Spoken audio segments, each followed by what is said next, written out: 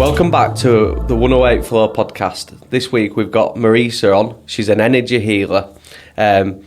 We've known each other a couple of years now, haven't we? Yeah, it's gone fast. So I'd just like to touch on, how did you fall into being an energy healer and what got you interested in it? From birth, and I mean that. So what happened to me is, as a child, I suffered with really bad anxiety about being on my own. So I slept on my mum and dad's floor till I was 17 years old because I just didn't understand what I was feeling. Yeah. I could feel electric behind me. I could hear things being said.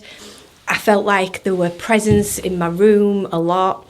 But when you're little, everything's just a ghost, isn't it? Yeah. So I was absolutely terrified. And my mum and dad didn't know how to deal with it. So they'd just do the usual, putting a lock on the door, locking me out of the door, which didn't help at all. Sent you a bit more worse. Yeah, so I think from being born, I was just super, super sensitive to energy. Yeah. And now I understand energy, I'm not scared anymore because I get what I'm feeling.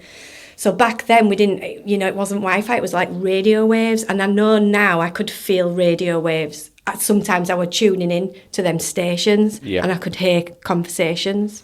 Wow. And that's how it began then, because then that led me to,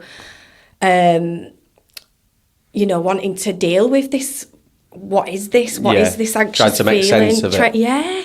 And also watching my brother, who was the same, but he was 6 years older than me, and he had a massive awakening too fast. Nobody knew how to deal with it, especially here in the West. Yeah. I now know that his lower chakras were completely out of balance to his third eye. His third eye went boom at the age of 18. I think I was about 12. He's 6 years older than me. Yeah. And he got sectioned. Yeah, well, that's what I see now, is a lot of things that are going on. Is if it were 20 years ago, you would have been getting sectioned, because I think it's only because it's a mass consciousness that's happening at the moment, and it's so frequent. People are starting to take note. Well, this is it. And he was sectioned over and over, medicated, dumbed down, and I just thought, because of my anxious feelings and knowing that I could hear voices and I was sensing all these things, I just thought there has to be another way. But I only discovered that other way when I got to 28, which is your Saturn return. Oh, quality. And it all fell into place. And I just thought I'd held it all together, and it were awful. So I had my children at 24. Again, my anxiety was through the roof. It was 24 hours a day. Yeah. But trying to be strong and pulling it together, not telling anyone how I'm feeling, didn't speak to anyone about it because I didn't want to be sectioned. Yeah, I bet it made you go inside yourself a lot more when you'd seen that happen with your brother as well. It did. And how did your family members respond to that? What, to my brother? Yeah. It was kind of like they didn't really know what to do. Yeah. So there was no handbook for it. Yeah, it was just like, he's on these meds now, just medicate him up. But I thought, well, why we're not dealing with where it all came from, or where's the therapy, where's the help? Yeah. But I remember so many lovely mystical, magical experiences that's where I thought, whoa, there's something else, there's this divinity, what we'd call it. So I remember having really bad anxiety. My daughter, she was about 1 year old, and there was a tree in my back garden. And I just thought, and I laid with this tree, and it was the first time in probably years that I felt calm and lovely. Yeah. And I thought, wow, that tree's speaking to me. And it's like everything I'd done from being a child, where I'd forgotten about it, came back. Yeah. It's like that we've severed as connection, and we don't think we think we're better than the trees, and we work in perfect harmony. And I know people get this tree hugger, and it has been recorded that they do help, and they do know that we're there, and they are sentient beings just as ourselves. Absolutely, it felt like it was like mother's love. And so then that's how I was dealing with my anxiety for a long time, just going out and sitting with this tree. I didn't know nothing about grounding. I didn't know nothing about any of these spiritual things, meditation. But I know this sounds crazy, but there was some frequencies in a Drake song. Yeah. And I remember at the time always playing this certain and it wasn't the lyrics. I used to think, I'm not listening to them lyrics, but it was this music part, and I'd just play it over and over, and then again, that made me feel lovely. And I thought, wow, this is nice. So I think I would go into like meditation and using and classic FM. Yeah. Not knowing it were 432 hertz or, you know, these lovely frequencies, but I'd put classic FM on and I'd go, wow, that's it. Oh my gosh, there, I feel good again. I can function. Yeah. So you were like naturally led to it, weren't you? Yeah. And what made you then go deeper into that? What? Yeah, so got to 20, quite a lot of things happened at 28 through this Saturn return, as I know that it's called now, these 7-year cycles that you go through. Yeah. So I got to 28 and again, looking, searching, like, why did I feel good next to that tree? Why do I feel good with that music? And then I found that I didn't even know what meditation was. Yeah. And then I found this thing called the Silver Method. Have you heard of it? Yeah. And I bought it. Yeah. And I did it. I did these practices because I just wanted to feel like I could function here on Earth and be there for my children because it was awful. And I did these practices every day and I could feel myself growing stronger, feeling more connected, being able to deal with life, and it were just it were magic. And then I had magical experiences happen all the time because I'm so sensitive. Yeah. But these now I could see them, and everything became magical. It were beautiful. So it was the Silver Method. Yeah, that's quality. So Jose Silver, the guy who brought this method out, he was a radio technician, wasn't he? Yeah, I didn't know that, But he used it on his children, didn't he? He used it on his children, so he knew that if you slowed down radio waves, you could get the information across much faster and it were clearer. Yeah. And so he did hypnosis, didn't he? And all these things. And then he used it on his children to pass exams at school. Yeah, and they were flying, weren't they, as well? Whereas they were not excelling it before. Yeah. But yeah, no, that's interesting, isn't it?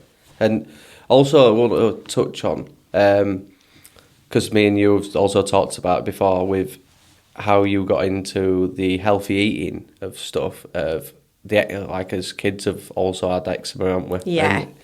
And just, can you touch on the problems that you've faced with that, really? Yeah, so... Because it's like it's an uphill battle, isn't it? Oh my gosh. So my girls are now 19 and 17, but they were born with severe eczema, where they were in bandages. Yeah. You know, where it's like, it's horrific. Your child is screaming, crying, scratching, and that went on for a few years. I kept going back to the doctors, and they just kept giving me, like, creams to put on. And I kept saying that surely it's something internal, like, is there anything we could do? Do you think it's something they're eating? No, it's not the food. So it was just, I just thought, right. And I'd been to a Chinese medicine place where they'd talked about, it could be the seeds of the tomato. But we didn't get to the bottom of it there. Yeah. I think it was something that, because the reason why we didn't get to the bottom of it is because I had to find it, because then that were going to be my journey. Through self-discovery. So I thought, right, we eat healthy because my dad's Italian, so I've cooked everything from scratch. But actually, when you really looked at it, we were still having a lot of preservatives, additives. I would give them the odd packet of Quaver crisps. They blow it up, don't they? Oh, the maize starch is the worst. Yeah. So I did a journal, and I took everything out of their diet and just only gave them nuts, seeds, vegetables, fruit, nothing with additives, and their skin cleared up in 2 weeks. Yeah. So what had been going on for like nearly 5 years now had gone in 2 weeks. It's mad, isn't it? Once you start playing about with your diet, we did the same with Archie with some bars. He kept on having them, and he was telling us that he had these persistent headaches. And I'm like, there's got to be something. And I were on this journey of also checking what we were putting in, and it were maize, maltonase, maltodextrin or whatever that. Okay. That were in something. So I like, he's having these bars every like morning, evening, and night. He's having 3 a day, and he's saying it after it. So I'd said to Zoe, we need to kind of pull it out. Yeah. And she's like, you're going crazy here now. You're just taking everything, because it was a big transformational bit of my period of my life. But when I'd actually taken it out, I says, hear me out. Let's just take it out for 2 weeks. See how he is. And if they've these headaches, that he's not having them again, because that's obviously the problem. And we did that 2 weeks out, and it stopped. It's mad, isn't And it? it's just, we don't know how exposed we are to these things, do we? No. And it's crazy. But it's hard then with people around you because their fear comes in of food because they don't want to cut or look at it. And so they don't believe you, but you're like, well, the proof's there. Yeah. So then the girls would go to a party, mums would go, oh, it's only a cake. And I'd be like, a cake to you is 3 weeks of hell for us at home. Yeah. So It just knocks anything. It's like a term a lot of people use, is that out of alignment. It knocks me out of alignment, eating these certain foods. And yeah, I do eat them now and then, but I think it's to make you notice it more. That it don't serve you anymore. And it is about letting go. And that's an hard lesson in itself, isn't it? It is. So yeah, so I'd looked at their diet and then thought, well, there's something magic about food. So I did think we'd eaten healthy all that time, but there were loads we could have done better. So girls were great. Again, got to 28. So the same, when I got to 28, I remember seeing this guy in the street with one of them juggling balls. Yeah. And I thought, wow, like there was just a presence about him. And then I got chatting to him. And I kept having these secret little meetings with him on the park to talk about what we know today. Things like the chemicals that have been sprayed in the sky. And he gave me my first bottle of zeolite. Oh, cool.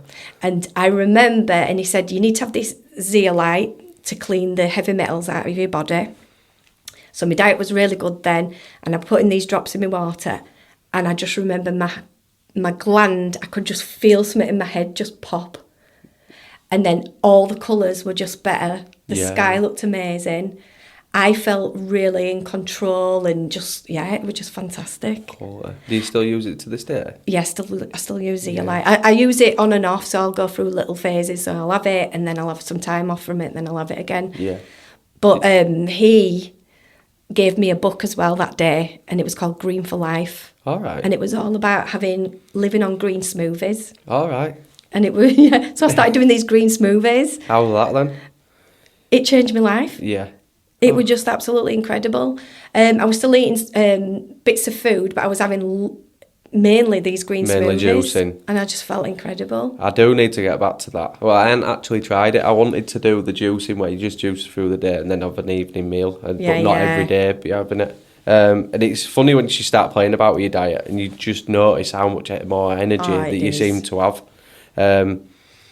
28 seems like a good year in your life. Oh, it would, yeah. Well, it would them 2 years, 28 to 30. So 30, I broke away from my relationship with girl's dad. Yeah. And then that's it. Then everything just went everything felt aligned. Everything felt like just as it clicked. should. Yeah. Everything clicked clicking together.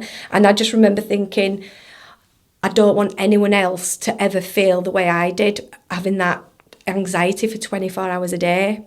So that's why I love sharing the breath work, the meditation, things that have helped me. I love sharing them because I think it's the worst feeling in the world to be anxious. You can't do anything and you're not enjoying yourself ever. It's just awful. I think that's very powerful because that's where I'm coming from. Is like I don't want anyone to feel the way that I went through it. Yeah. I know that it's necessary for you to suffer, but it shouldn't be prolonged. And people that haven't already seen a way out, you're kind of showing them a way out. Not saying that that's going to be all and end all, but it's like you throwing them out a raft to find their own way and their own little journey. When you dived into that, did you say, would you say when you were 28, you dived more into all this holistic ways of living, or were you already practicing that beforehand? So as a child, I was doing mystical, magical things. Yeah. I had my fear was only on a night when it were dark. Were it? Yeah. Which is weird, because during the day I was fine. I was getting visits on a night, 100%. I remember my windows opening, curtains flying through. Not that I could see anything, but I could feel presence. And now I think that were definitely outer space people. Yeah. Just coming to see me. And I'll talk about that in a bit, but I have had more experiences as an adult through that.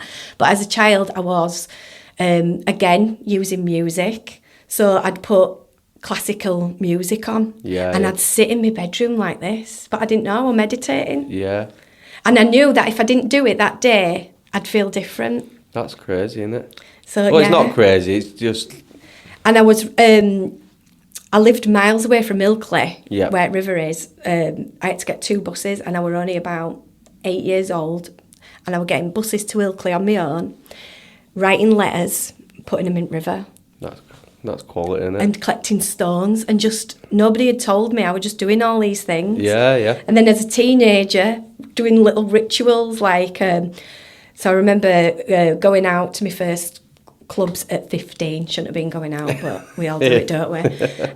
And you want to feel, as a teenager, you want to feel like good, don't you? Yeah, like glowing. And I remember putting.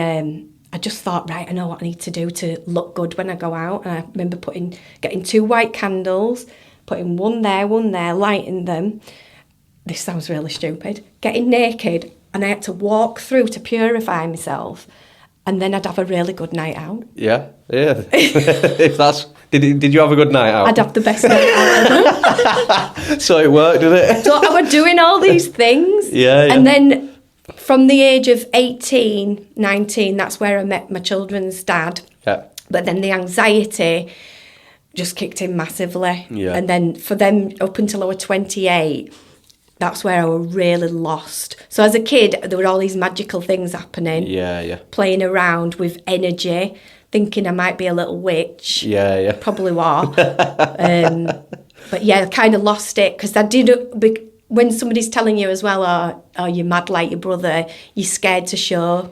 So I hid a lot of all that, what I'd done naturally as a child, because I didn't want to be sectioned. And I can understand why you would, because it's the judgment that will put onto your brother is making you not want to step into your own power. Yeah. And I can fully see, and it's one of the reasons why we all love you, is you are authentically yourself, and you bring that really lovely energy, and you are unique in how you approach life. Sometimes I wish that I were a bit more like outgoing with it. And how did you manage to get to that point where you stepped into your own power? Because it is radiating, it really is. And it's food. fun, you're so fun. Do you know what? Probably the food, from experiencing that.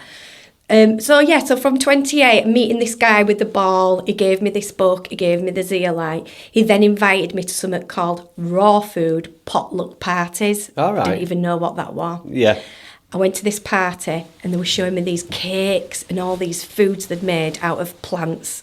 Nothing was cooked, because they say when you cook your food over a certain degree, I can't remember what it is, but you destroy the nutrients and the enzymes. And I couldn't believe that there were these people living on raw foods who had more energy than I've ever seen anybody have in my life. Yeah. And they didn't, they were only sleeping for like 4 hours on a night and getting up wide awake, getting jobs done, happy, really happy people. Yeah. Well, I touched on it with Lenny, and I didn't touch on it with him, but I've seen Lenny Kravitz does it as well. Oh, does he? Oh, he looks amazing, and he doesn't looks like 20 Yeah, he's done it, and does. he's like 50. It's mental, innit? So I went all out then after seeing that with the girls. So we were on our own then, so a single mum then. So me and the girls, and we went all out on raw foods, and I felt like I could fly. Yeah. I literally felt like I could jump and just fly. It was amazing. Yeah. Well, yeah, I find it as well when you do the fasting, you think that you'll have no energy. It does the complete opposite. Yeah. You are having 3-4 hours sleep, and you've got more energy than you've ever had. It's just, we've all been taught to over consume, haven't we? Yeah. And food's this big. It's the new weapon, isn't it? And then you're digesting it, and then all energy's there, and You're slumped, you've got nothing aren't left. You can't think straight. But I think, like you do your fasting, you know that when you take that food out, something happens. You feel so connected to this God energy, divine, whatever you want to call it, source. And that's what I felt so strongly connected to that during that time. It were a good few years, and Because it's like your lower nature, it's all in your root chakra. So if you're not using that, you're able to live into your higher mind, aren't you? And so it keeps you more connected. But I guess from being in there, I just got something clicked then. So all that fear would be root related, wouldn't it? Yeah. All that fear I was going through, all that anxiety. And so it felt just like a breath of fresh air. Yeah, it's crazy, isn't it? Yeah. So where did you get to where you were unpacking this fear? Were it just through the foods, or were it through any other practices? The Silver Method taught me meditation, hypnotherapy. I started then following Dr. Joe Dispenza, Bruce Lipton. Definitely resonate with them. Craig Braden. Craig Braden. He's next, yeah. You're up there with them. I've still got it now. I've got them on my wall. I used to do, what they're called? Your boards. Vision boards. Vision boards. Yeah. I've done loads of vision boards and they've all come true, but the only bit that ain't yet is them. I've got them the three amigos. They're best scientists ever. And I'm with them, and I cut a picture out of myself with them. Just a tiny. So whether that's to meet them or, do some work. I think we touched on it before, didn't we? Said, where would you like end goal to be? You said, well, not end goal, but somewhere what you'd like to do, and you'd like to tour with Joe Dispenza on his. I'd love to do that. And I could fully see you doing that. It's just, there's only you that's going to stop you from doing it, isn't there? You keep on where you're going. I feel just really uplifted, inspired by them. Abraham Hicks, Teresa Bullard, who lives in Yorkshire. Yeah, you'll have to put me on. Yeah, amazing. But yeah, it's the sound healing as well. You've recently got a gong, haven't you? And that is, I'd never felt like it. Oh, it's amazing. Even like different ways that you hit it when we're in holistic practice, it just goes through every fibre you're being, doesn't it? Yeah.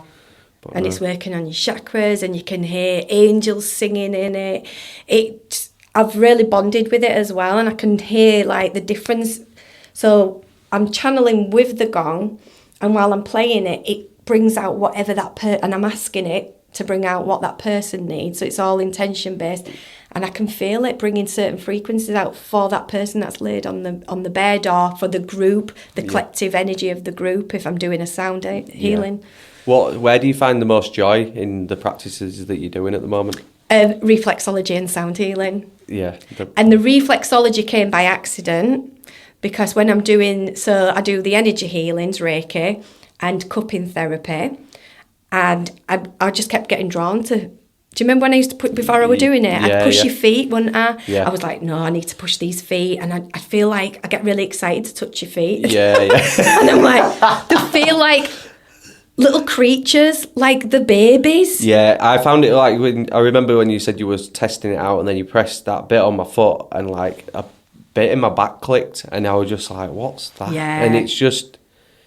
And the stuff like now, so I'm pressing the acupoints, and I can feel little bubbles and little crystals, and so all the nerve ends at the feet, the hands, the ears, and so it tells you, it's like a map, and it's telling you, oh, there's something going on there in that organ or that system of the body. Yeah. But because I'm an energy healer, and because I see and feel energy when I'm doing healings, I've got that on top of that. So while I'm getting messages through the feet. That's cool. I love it. We've been beautifully designed, really, haven't we? Yeah. The way that it's just within an inch of everything. And now we're going to touch on what ancient knowledge have you been most drawn to? Because I know recently we've talked about it with the Essenes, being definitely tied to how they lived. Definitely the Essenes have always had this feeling, a connection with Jesus. So if you'd say, who's your guide? I don't talk about it much now, I don't know why, but maybe it's changed. But yeah, I've always had this fascination with Jesus since I was a child, but not in any religious way. It was just my way. I've always felt Jesus is with me. Yeah. And at school, people used to laugh because I used to say I fancied Jesus. But I didn't know what fancying meant, but it was just a connection. Yeah. I've got this thing for Jesus. And then we did, because I went to performing arts school, and we did Jesus Christ Superstar, and I dated the boy that played Jesus just because he played Jesus. Yeah, self-manifested. Just because he played Jesus. When you were going through all this then as well, the awakening, like, I know you've always been going through it, but when you truly accepted it and took it on in all forms, what was the hardest point of that movement? Like, was it your friends and family seeing and maybe changing how they act around you, or was it something else? Or I don't know, really. Or have you just kind of took it in your stride? I think, yeah, because I think everyone's always thought I'm a bit weird. So, you know, that when they say, oh, she's weird, or... So, yeah, probably when I started the food thing. Yeah. Everything else I can handle, you know, you see numbers or this. But the food thing really got to me because I could see what were happening with the food. But people, just laughing about it. Oh. So, like, for example, with the friends, alcohol went for me because alcohol made my anxiety worse. So why would I keep putting alcohol in my body? Not to be a party pooper, and I'm not against the alcohol, but for my body, if it don't fit, it don't fit. So then, I do have a group of friends who we're all very different, and they are Prosecco girls. I'd call them Prosecco. They're into the Prosecco. So then, I didn't have really... That kind of fizzled off, hanging out with them. I'll be really honest. Because what am I going to do? I'm just going to sit there and they're talking about... I didn't have a TV in my house. Yeah. I've only recently got a TV because I've been with Lee now 3 years and he likes Netflix. But I took a TV... We didn't have a TV, me and kids. It's mad, isn't it? Because I watched little to no TV anymore, whereas I used to consume a lot of it. So then if you're with your friends and they're talking about drinking and TV shows... and you're trying to talk about your shaga tea because it makes you feel amazing, and they're all laughing at you. You're like, what?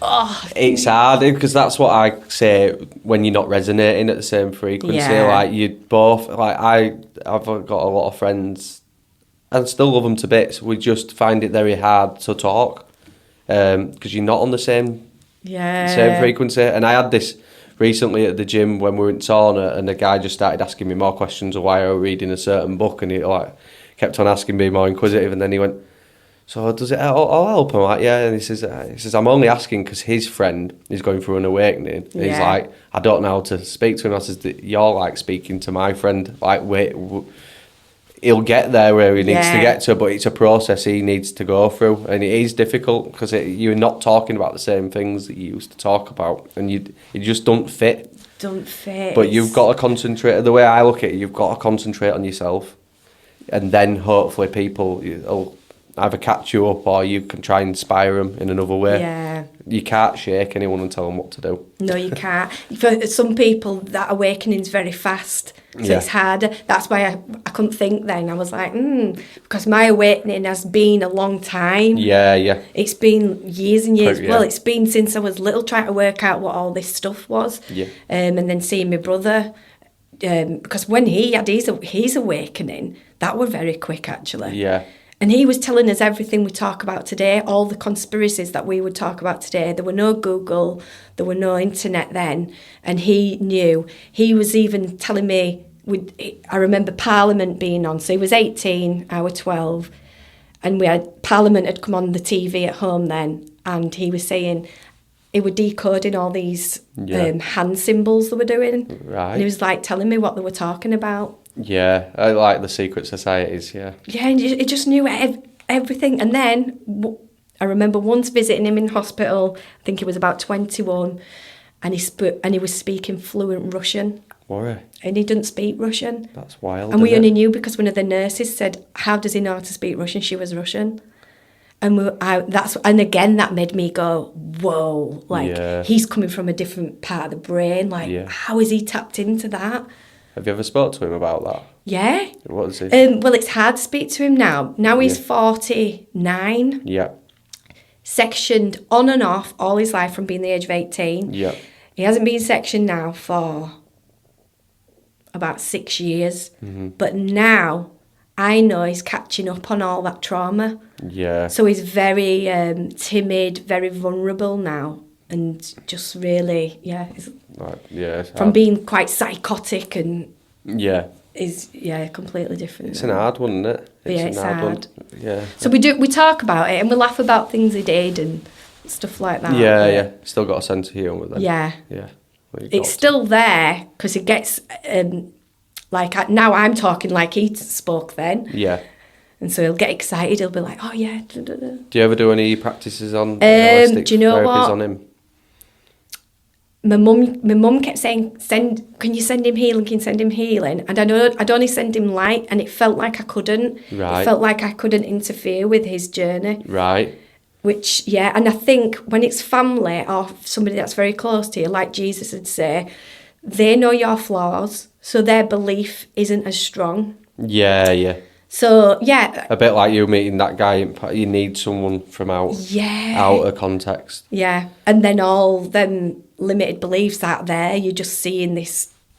Yeah, I get that. It's like my brother's going on a bit of a journey at the moment, and then I can only help him so much, but then I say I'll back off. Yeah. Like, I can only give so much, and then I'll also ask him to give me feedback on me, because it's nice to hear it. But then you can end up into a point of you both just telling each other your bad traits rather than your good, isn't it? So you've got to let everyone go off on their own little tandem, haven't you? You do. So, no. The other thing I wanted to touch on is you like going to magical places. You're always somewhere else, aren't you? I mean, I've tried to do a checklist like you are, but where do you find them, and where's your favourite place Oh, my of goodness. I love Glastonbury. Yeah. Glastonbury's become very popular now in the spiritual community because of what it is. And because of the internet now, we can find things out much quicker. I just remember being drawn to going to Glastonbury.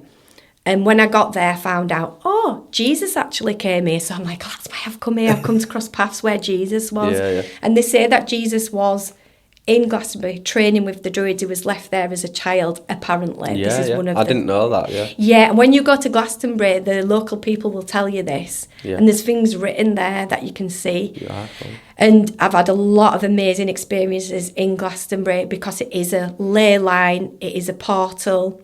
I've seen fairies with my naked eyes, these eyes. Not, no mushrooms. I'd not even touched mushrooms then. Yeah. I'd not had anything in my body. It was just high vibrational, on the raw foods, on these ley lines, on these PowerPoints, and I saw fairies flying. No, but I truly believe you. And for anyone who is like judgmental and maybe watching that, we only perceive 5% of our light into our normal eyes. Yeah. So when people are seeing other stuff, I totally believe you. And I had there was an amazing lady called Hira. She works a lot in the pyramids, Hira Hussein. And I was following her on YouTube. I just loved her, how she spoke, really resonated with her. She's not like some big person that, like not everybody knows she is, but I really resonated with her. I noticed she was coming to Glastonbury to do, is it a pilgrimage? Yeah. Pilgrimage. And I booked on and I went. And it was absolutely, and I loved how she taught, because she sat on the floor with us. She said, don't call me teacher, I'm not above you, just take what resonates with you. And I just loved everything about it. The whole approach to that's nice. She was teaching mystery teachings, the old ancient tools and stuff, and it was just incredible. And then we stayed, we did the workshops in the Abbey House. Oh, yeah. In the Abbey House, underneath, there's a secret chapel. And the lady that were running bills, she went, go on, I'll let you all go down. So she let us in this secret chapel. We went down. Hira's got us in a meditation. Portal opens at side of me, and a dragon came in, flew around me. And I'd never, ever connected. Some people go, oh, yeah, I'd never connected with a dragon in my life. Yeah. And this dragon came. And it told me it was one of my guides. That's quality, yeah, it? And it was just there. It was real. Yeah. No, totally. So real. But that time as well, I've got on my phone, and I can send you pictures if you did want to add them on. Yeah.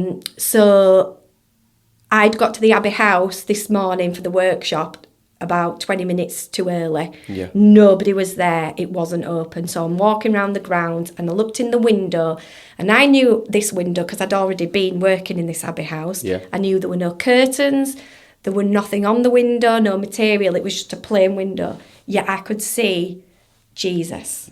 That's wild. But not the Jesus what do you call it? The white, not the white Jesus, more of like an Egyptian looking Jesus. Yeah, that's cool. And I knew it was him. And I took a picture, and I've still got it today. Every time you look back at the picture, different things start popping out. Did they? So now I've got light beings, I've got a pixie. Get this, right? So if I show you this picture, everybody I show it to, something else starts popping out of the picture. That's crazy. So you've got all these different dimensions going on in this one picture, and it's coming to life. Anyway, I thought, there's a little girl at bottom, and there's an old guy. Hey, that's my granddad.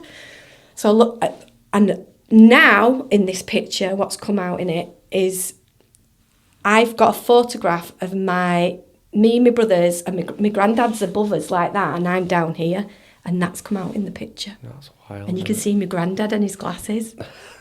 And I've got it. Do you know what I mean? It's like, it's there.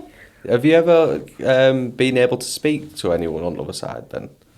So spirit is not my strong connection. It's more angels, beings, fairies. Spirit does come through. Yeah. But it's not like very clear. You know, like some people have very clear messages. Yeah, crystal clear. But they do come through normally when I'm doing energy healings. Yeah. So I always put a golden light of protection, and now and again I'll get a message from spirit for that person. Yeah.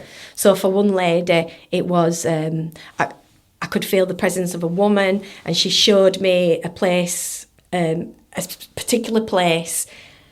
And I said to this girl after, oh, you've got to go to this certain place. She went, oh, that's where my mum's ashes are. I totally believe you, because when I first got put onto you, we were through Zoe's friend, and she says you might want to know, because Archie were having them nightmares at the time, weren't they? Yeah. And he was seeing the same thing that Zoe had seen when she were a kid. So heard about you and wanted to do energy heal, wanted to cleanse the house.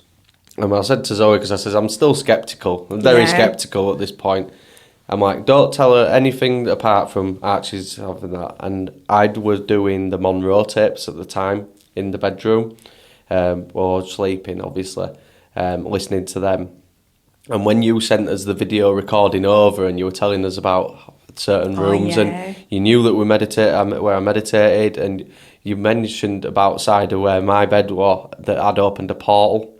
And there were loads of other stuff that you popped in there that were only that I would know, or me and Zoe would know. And I was like, Penny were dropping more and getting your belief more in, because it's something from other side has got to bring through for you to merge to believe. Absolutely. Not believe, to know that there is something else. Yeah, and it can be so small. Yeah, like, as long as it's the little indications. It can be tiny, but it makes you go, whoa. Just grab your attention. Yeah. It wants to grab your attention, doesn't it? Because it wants to. It needs to be something significant that you only know. Yeah. You also did it with, I think, on the video that you sent through. That you also did a reading for me and Zoe, and there were bits that you'd done. I've still got it actually. Wow. That's the beauty of doing the reading in how it was. Because at first I thought, it's not very personal. This. Yeah. Like, it's not one-on-one, but you were like, well, you can always watch it back through, which is that's the beauty in it. I've tried to do them face to face, and sometimes you've got to surrender what's right for you, because I know people want them face to face, but it doesn't work for me. Yeah, well, I get very drained and tired, and I don't feel like as I'm channeling authentically. Yeah. Yeah, if I'm on my own, press record. This is card readings, oracle card readings. Press record and I can channel, boom, boom, boom, boom, and you can see me, I can feel it. Yeah. Well, also, sometimes you could just be feeling the other person's energy. Yeah. And if they're a bit anxious, you can take that on, can't you? So it could be something that just distorts the channel that comes through. Because the other thing is, when the end of the channel was, end of the video that you sent over, you said at the very end, you said, something you're about to do now, don't do it. And you'll know what I mean. And me and Zoe were sat there watching this, and I just rolled a spliff at the time. And I had it in my hand, because it was the end of the video, I was about to go out, and you said that, and I was like, threw it, I was like, wow. Oh, great. So I can't even do that now. Yeah. I can't say that I have smoked it since, but just not as regular. Yeah. Well, not even near. But I was like, that were a little, like, acknowledgement, because you were like, I don't know what it means, but it says that whatever you're about to do now at this moment. See, and I've still got the video, so it's like I can still watch it back, and it's not bollocks. But yeah. Also, it was nice because Zoe got to see it as well. Cause it, like, she started to believe it. But I remember doing your house. I didn't know anything about you. I didn't even know that you, for me, because I didn't know that you were on a journey, did I? Yeah. And I remember hearing your Starseed family. Yeah, I remember you saying it in and kitchen. they came through bowl, and I was playing my bowl, and I could hear these talking, and I thought, whoa, some of these guys are starseeds, and I knew it wasn't just one of you. Like, I just don't. Yeah. And when you'd said that in kitchen, I literally a couple of days before I'd found out that it was a starseed. I don't tend to go too much on that, but it's funny, like, again, linking it up. I'd only just looked on it, and then you're... a connection to another connection. You're just like, what? And then, obviously, this is what got me so interested in it, is because you're getting little nuggets of information, and you're like, there's something more here, there's something more, and you keep on going further and further, and then... yeah, you end up here, don't you? But no, is the where we were saying where else do you think's magical pinpoints from round Yorkshire? Would you say as well? Because I know Glastonbury seems to be your favourite. Glastonbury is my favourite. Obviously, the Yorkshire. There's so many places in the Yorkshire Dales. Now, Druid's Temple is only 200 years old, isn't it? I went there last year. It's a weird feeling there. You can feel. Yeah. But they say if you put any stones in a circle, even in your garden, because of the vibration, you create a vortex because there's a bounce. And over so many years, that bounce gets faster and faster and faster, and it creates a vortex. Yeah. So a vortex of energy. So you're going to be opening portals. There's going to be all sorts going on there. Yeah. Plus, you've got people doing ritual there. Yeah. But yeah, Druid's Temple, wow.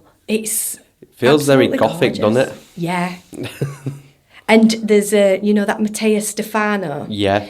He picks up on the energy there massively, and he ends up channeling some ancient druids. Did he? Yeah. Did he visit the Druid's Temple as well? Wow. He did the United Kingdom, the chakras of the United Kingdom. Yeah. And I can't remember where he started, but he went to Seven Sisters, which I haven't been to, no, so I need haven't to go been there.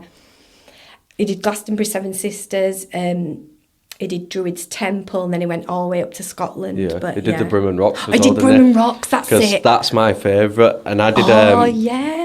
I'm having the lady on in the next couple of weeks. We did a 9D breath work, and it took you on a submersive journey. And that's what it brought through for me. Brimham, it take you to your happy place as a kid, and I've always loved it. So you were connected to the rocks, the minerals in the rocks, there's information in them. Well, they're just formation. You don't even know they've got like that, do you? At all. It's crazy. And again, he talks about how the Druids were there. Yeah. Who were the Druids, or do you know? I don't really know. Yeah. I just know there were these... Because I heard that it had been thrown about, and I've thrown it about myself, said Druids, but I didn't actually know who the people were. Technically, I couldn't even tell you, but I know that they were holding the information, weren't they, of connecting with nature. Yeah. So connecting with nature and, just doing what we're doing today, I guess. Yeah, because the thing I took away from it, I thought that they were stepping away from the church and stuff. They were just going out and staying away from Or were they before the church? Were they? Could have been. Know.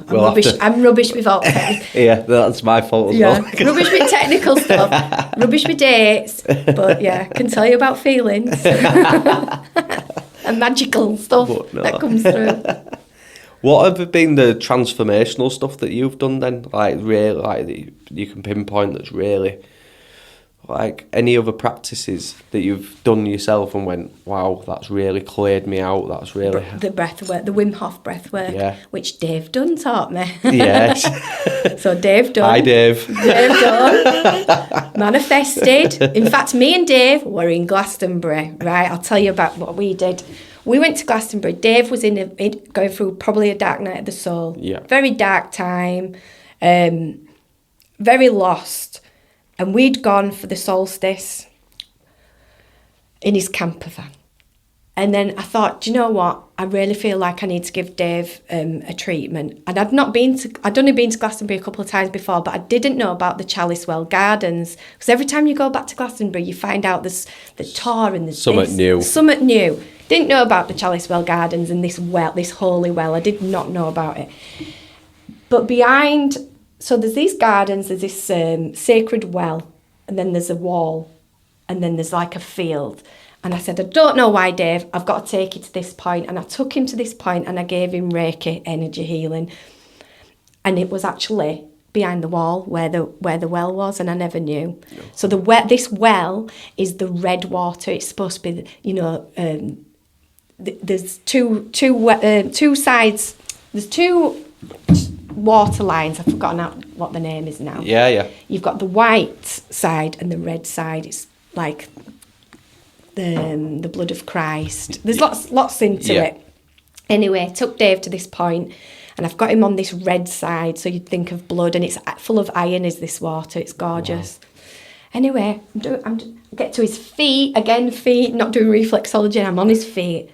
The veins in his feet started writing a name. Wow. And they wrote a name that's very personal to Dave. Yeah. So something very personal to Dave, blah, blah, blah. And we couldn't believe it. Then he wrote another name, and it was very personal to Dave. So again, I think something had opened up for Dave. And it wasn't me, I'm not magic. It's just what we were both bringing through. Right place, right time, right energy. And then after that, that's when Dave started going on his travels, and he ended up staying and living for a little bit with Wim Hof. Yeah. And he came back to the UK and taught me this Wim Hof breathwork, which is an ancient breathwork. Wim hasn't invented it, has he? But he's brought it to light and changed a lot of people's lives. And that breathwork for me makes me feel strong, healthy, happy, grounded.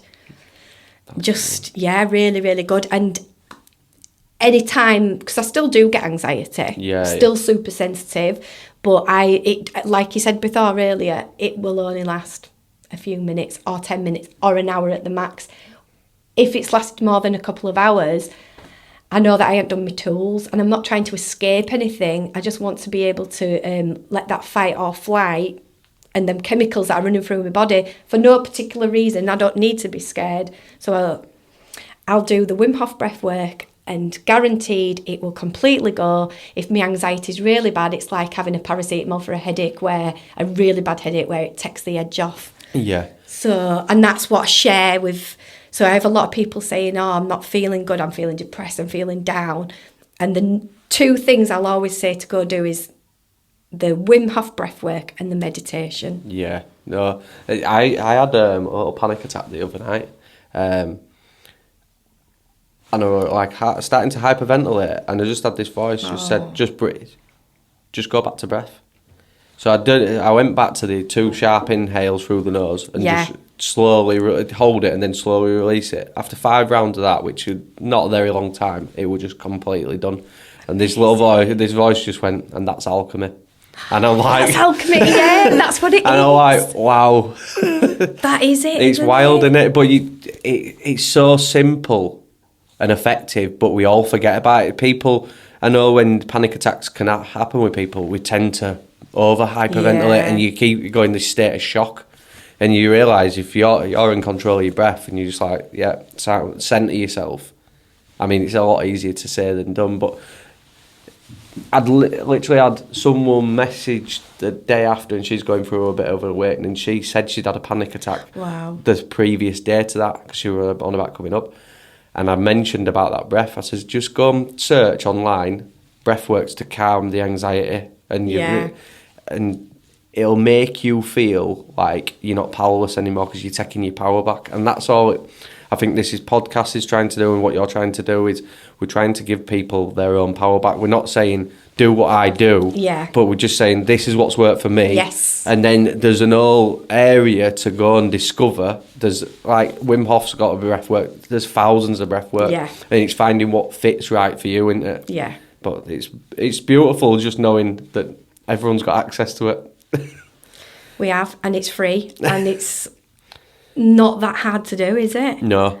But I think a lot of people, and even me going back 5-6 years, if someone went, I did breath work for that, I'd have snud, just like, sniffed at chance where this is the thing. You've got to take that action to try. If you are at a very low place or very anxious or you're having a panic attack, you don't have that motivation and you've got to dig deep, haven't you, to go, I'll just try what she said, or I'll just try what they said. It worked for them. And if it don't work, at least you've tried. But if it works, wow, like now you've got an amazing tool that in your bag now that you can use. Yeah, definitely. And it's like going back to drugs to give people, just because they're having other experiences that aren't in these realms, we drug them up. And like, they're doing it with children at schools. It's just, it needs to stop. And people need to realise that we're far more powerful if we can step into these practices that are ancient practices. They're just recoming about, aren't they? And how do you see it in the next few years? Like, what? I truly believe that we're going back into a golden age. I think there's going to be a lot of suffering first, but is that what you see on the horizon? That's what I feel. I feel, it's going into chaos. It's absolute carnage right now. But like, there's a card and it's called Disruption card that comes up in my Oracle cards, and it talks about how everything, in order to make a new life, a new system, a new way, it has to go into chaos. It gets shaken up. Because it's not happening on its own. So it's like, right, okay, let's shake it up like a snow globe, so that when all that snow settles again, there's a brand new picture, there's a new reality. And like a rebirth. Like a rebirth. But I am excited, and I do feel, I know there's a lot going on, but I also have a really good feeling. But we do need to keep feeling like that and bringing it in, as well as seeing the truths that are going on. And I think for me as well, I think we've all got to play as part, even if they are these little bits. Like fasting for me is a part of. Yeah. I think that I think it splits off into. How can I word it? Things just go really nicely if I give up one day of not eating a week, and if I can go further than that. Other people can't get it, but when I run about that, I met that bloke in the sauna, and he was telling me about his friend who were going through the similar thing, and he managed to get something out of me, and he asked for advice of how to treat him. I just said, just be there for him. Yeah. That were on after a 3-day fast. That's whilst I were in it. It's like you're guided to these conversations that with more meaning to it. Yeah, absolutely. And things work out better than you actually that you do yourself. But it ain't gonna be one of them scenarios where no one takes any action, and it all turns into sunshine and rainbows, because it's not. It's gonna take a collective movement, isn't it? Absolutely. Yeah, definitely. Are your two daughters then? How do they see it all fitting in? What's the word? Do they do any meditating or any practice anything? So they were brought up a certain way with me, and the dad is very different. So we live different lives. So they've seen both ways. Yeah. And it's funny because then, my youngest went through a really tough time at school. Mm-hmm. Didn't fit in the system. I know it sounds awful, but lack of empathy. Yeah. Not very nice. Bit of a bully. And I'm thinking, wow, like, where's all that come from? Because I've brought her up in this on raw foods and meditation. Because we did meditation when they were kids, and I used to, on an evening, we'd have these little forms, and I'd have them at the side of the bed, and they'd write 5 gratitudes, what fruit they'd eaten that day, how much water they'd had, and the goals for tomorrow. So I did all these lovely, lovely things, but they have to go through both, don't they, to find their way. So she didn't hardly go to school. I'm not too fussed about the school thing, but I am fussed about behaviour and being kind to people. Treat others as they so that's what we're getting to me. I wasn't bothered about the school thing. I thought we can sort all that out another time. But she wasn't going to school. And then she got to GCSEs, and she was like, what am I going to do? I want to go to college, because she just wanted to go and not, further her education, but also just to be with friends and have fun and just go to that. I was like, well, I've taught you what to do, Fifi. Get your binaural beats on. So she was 432 hertz is very good for getting information across, slow them brainwave patterns down, do your meditation. And so in the last couple of months, she did what I told her to do, and she passed all the GCSEs. Oh, cool. And so for her, it was like, so they do it when they're on and off with things. Yeah. Same with the food. So as teenagers, all the skin went, eczema come back because they were having cancer pop at school and things that, I couldn't control what they were eating. Yeah. Well, they've got to find out themselves as well. And I think that's the hardest one that I had with my son, because we thought he was a bit too bossy. And I was like to my dad, I'm trying to stop him from being bossy. And he went, why are you trying to stop him from being bossy? I says, well, he's going to never end up with no friends, or he's going to end up getting a punch. And he went, he'll learn from both. Yeah. He went, he'll learn from both. And he says, you can't have them stabilisers on all the time. Yeah. He says, you won't learn if you keep on putting stuff out. It's like when you play board games with him, and you're like, oh, no, I'd do that. And you're like, no, you've got to stop. He's got to make his own. Yeah. You find your own way then, don't you? It's through experiences. And so it's like you're sowing the seeds now when they're little, and they will use them seeds. So the girls use them now. So skin's flared up, or they're feeling anxious or out of balance. What have I eaten? Oh, I've had a bag of Doritos yesterday. Because you've brought that self-awareness to the table. So they've got that awareness, and then they'll be like, oh, Mum, I've eaten really well today and I feel fantastic. So that's they're still in... They're in between different worlds because, they've been brought up very different on my side and the dad's side, which is great because... They get to see it all, though, then, don't they? They see it all. I found it so hard to keep diets down and stuff. I think I can only do a lot of fruit and try to keep it with veg and stuff, but then it's... They want to eat what they want to eat, don't they? And it's like... It's hard. Yeah. It's really hard, but we don't need to put all this focus into it either, do we? No. We need to just have fun as well. I went very extreme with the girls. We went completely raw food. I was sending them with pack-ups with courgette spaghetti, grapes, raisins, even their Christingle, what they did at Christmas. All kids were taking sweets. Theirs had goji berries, raisins, dates. And they were like, oh, Mum, do you know what I mean? And then what happened, my youngest, who doesn't like being told what to do, that's why she didn't fit in school, started binging when she went with me, and she gained a lot of weight. Yeah. It's because it's that resistance up to it, innit? When she went with me, my friend lived down the road from me, she went, Mariesa, do you know I've seen Fifi with a packet of crisp, big Doritos like this behind her wall, stuffing it in.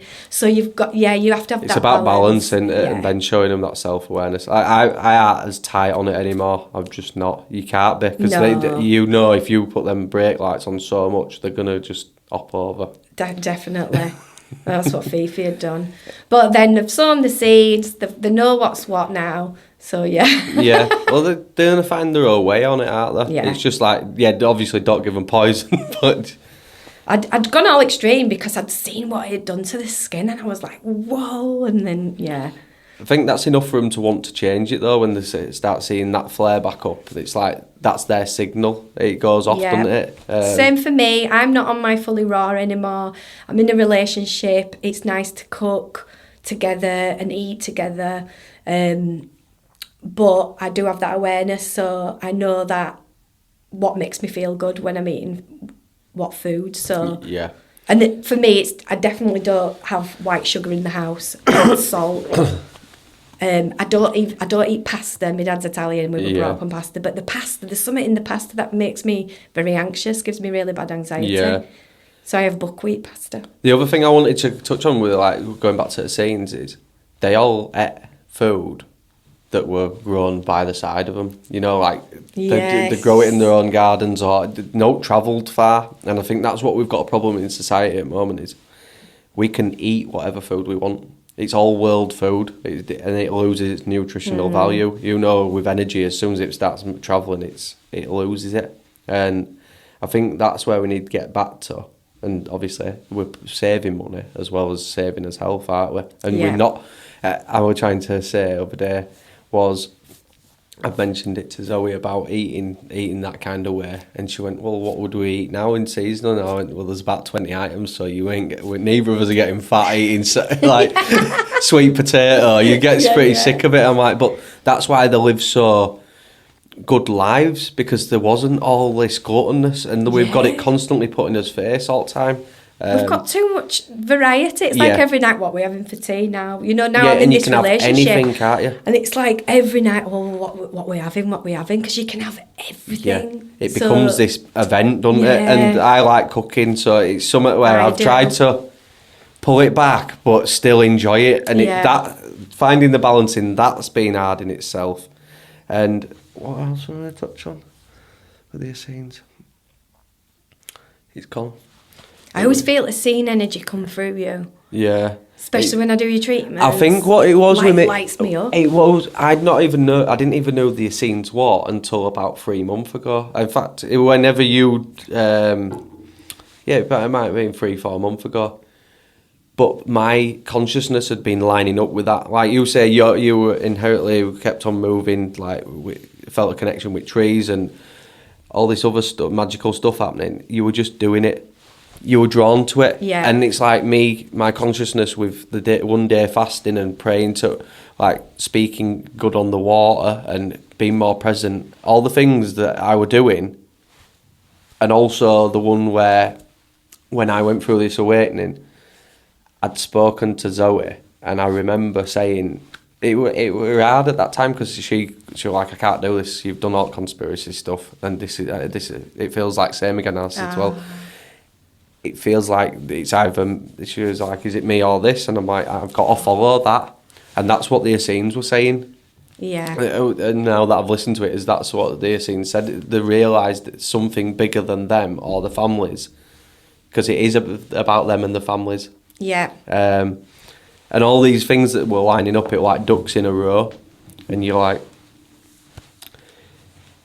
how can it line up so much to the Essenes, how they were living? I'm not totally there yet, because I think it's progression. You can't, everything that I tried doing at the start were click. Like, I want it to happen now, I want it to happen now. And it was just like, you're going to get that, like you say with your daughter, that resistance that pulls. You've gone so far one way, it's going to chuck you back just as far, because it's about progression and doing the small little habits. Definitely. You can't go 100 mile an hour into this. Or you can. Do you think you had a past life with them? I or walked with them? I don't know if it's just once you open up and you start doing these things, what they did, and you're clearing your body, because that's all it is, we're a torus field of energy. So it's constantly flowing through. The more that you unlock these blockages, the more that the Essenes consciousness, and like Jesus or whatever consciousness that is, it can flow through you, because it can choose you as more as that you nip that back. It's like the more that you eat crap and drink loads of alcohol, and you might become abusive because you're lower nature, that energy is getting stopped at the root. That's the way I kind of see it for anyone that's thinking. But I find it fascinating that it can line up to all that, and it's like you're not just pinpointing stuff and going, "Oh yeah, that's definitely." It might be that it's like there were too many coincidences for it to happen, and I think I see a lot of it now. A lot of people are lining up with that same frequency as the Essenes. I'm not saying that I'm special. I'm saying there's a lot of people trying to line up. Well, not trying. They're guiding themselves already to it. I think that's what's coming in for the golden age. There's a lot of people connected to Mary Magdalene right now, isn't there? You're seeing a lot of that feminine work. But again, it's not that you're the chosen one and you was reincarnated by her. Yeah. There's a lot of, like, it's exactly what you said. It's there. That's how I felt when I used to say, I can feel Jesus with me. It's like, I'm not the chosen one. It's just... It's the Christ consciousness. It's the Christ consciousness. Yeah, and that's what... It might not even be a Jesus. Yeah, I think... I've discussed it with some friends the other day. Yeah, I think Jesus was a person. But I think what we're all missing the point of when we're saying Jesus this and Jesus that, and we're externalising our power, whereas... Jesus never said that. Jesus was trying to teach. He didn't want followers. He was trying to teach people and give them the way. People who wanted to know questions, he'd answer them. And then he also said, all the mystical things that I can do, if you step into the things that I'm doing, you can be more powerful than what I am. And they were doing the techniques, weren't they? They were doing the breath work, the fasting. Yeah, he wasn't saying, hold me up as the Messiah. Yeah. We're all equal beings, but some of us aren't living a pure life. And when, whatever that means, like, the Essenes very much believed you don't kill animals because they believe they just have as much right as here. And it's very hard to get everyone on board with that. I went through a stage where I was telling everyone not to eat meat. You've got to let people, like you have with your daughters and I have doing with my kids, is you've got to let them guide themselves to that point of self-awareness. You can't shake people and tell them how to live their life. It just don't work. All you can be is this is what Jesus was saying, is be an embodiment of what you say you are and what you are, because when you do that, and when you spoke about all these people having all that on the raw diet, all this energy, look what it did to you. It inspired you. In that moment, you were like, I want some of that. How did they do it? So people get more inquisitive to how people are living their lives. And I think that's what's one great aspect about social media at the moment. I'm seeing people who are in the 70s doing calisthenics and they're on raw food, and people are going, no, you need meat, you need protein. I'm like, look at these guys. They're an embodiment of what they're practicing, preaching. And then you get people saying, yeah, but you need this, you need that. And I'm like, okay, but how about, I've hung out with people that are just fruitarian. Is it fruitarianism? Yeah, fruitarian, yeah. And they're absolutely... It's a frugivore, and yeah. But I'm not saying what's right, what's wrong, but take all science and all of it away. How did that person look and feel, and what were their energy, and what, how much had they been ill over them years? Yeah, how did they treat people? That's what it's all about. I think that's a good barometer of meeting people now in this community. Is they just want to share. They just want to share what's worked for them. Yeah. And why wouldn't you want to be in a community that is that way inclined? When I find it hard now when you walk in certain places and no one can even lift their head up to acknowledge that you're there or even say hello. Whereas you want to be engaging, and you realise this is what we need to try and change, is where people do want to acknowledge each other. Yeah, probably because we've gone so into his phones, haven't we? Yeah. And it's like our consciousness has gone right in there. It's a world. It's another world, isn't it? It's a drug. It is a drug. I found it hard. I fall into that gap of you can get hooked on it. I'm doing it recently. I'm doing it more now than ever. And I think, I'm just putting my posts on. And before you know it, you're scrolling and you're like just staring at a screen, aren't you? Yeah, and I found it hard. It's like the front of my whole head, when I wanted to put it down, it feels like it's not wanting me to. And it's like... But you feel like you do on the food. You feel rubbish. Yeah. You feel crap when you're doing it. Yeah, well, I had to practice what I was doing before. I was not having any screen time past 9 o'clock, and my sleep was so much better because you're not seeing blue light. And also writing down stuff because it is, like you said it earlier and touched on it, everything's intention. So if you have intention, like... I'm trying to build this new life of just doing not just podcasting, but all the ideas I want to bring to life. I've found recently is on the morning of it, because there's no structure apart from the podcast, I find myself not really doing out. And it's like, I know what I need to do next time. I need to write down a structure for me to attack the day. Yeah. Because I personally need some kind of structure, otherwise I don't do out. But no, it's crazy. I'm good with that. Because I've always worked for myself, so I've never had, I've always done my own thing, so I've always been good at, right, this is my morning routine. Yeah, well, that's what you need, some kind of routine, don't you? Yeah. But not so much that you're not changing. What else would you say?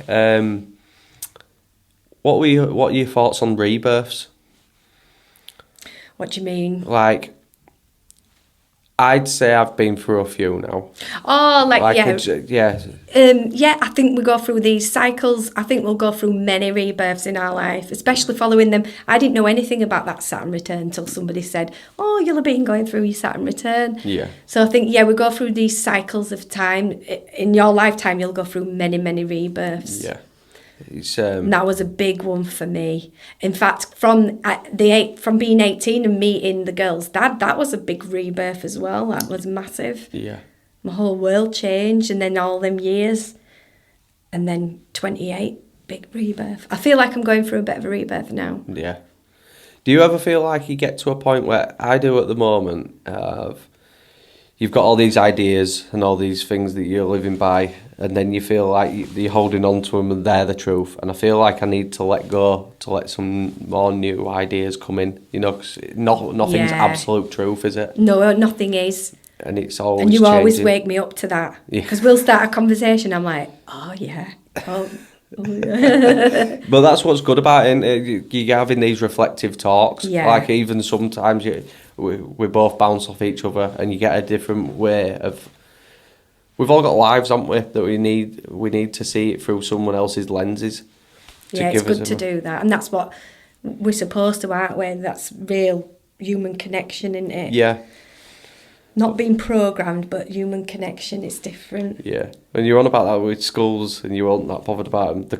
The people who are now pulling the kids out of school and homeschooling, they call it de-schooling, because they're trying to take it away. Like, I do see a lot of changes in schools, but it's got a far bit off. I could have done that. I always think I should have done that, but then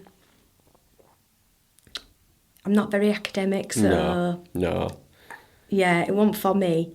Because I would think, why didn't I homeschool them? But it wasn't for me. It'd have probably, again, that structure thing, it'd have probably all just jumbled up to having such a good time, and that's it. Yeah. And just too free-spirited with nothing, no work getting done, and not teaching them anything. Well, yeah, teaching them life skills, but...